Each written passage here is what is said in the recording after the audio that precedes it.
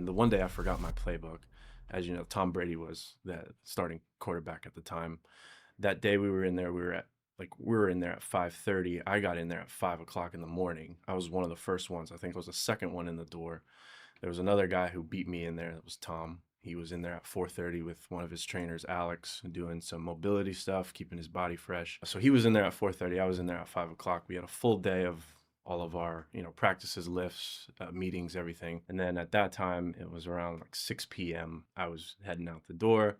Ended up forgetting my playbook. Like physically. Yeah, yeah, Okay. my physical playbook. Ended up forgetting it. Ended up going back around like 7:30, 8 o'clock. It was dark. No one was there. But they had security working there. Ended up knocking on the door. Security wasn't answering. No one was answering. I'm like, man, everyone must be gone. The next thing you know, dark hallway, this big shadow comes walking down the hall, and don't you know, it's Tom Brady. It was just fascinating to me that that guy was in there at 4:30, 7:30, 8 o'clock. He's one of the last ones in there. And, I'm walking back and he's like, Street, what do you need? And I said, oh, I forgot my playbook. I just got to go back and grab it. He said, yeah, no problem. Go back and grab it.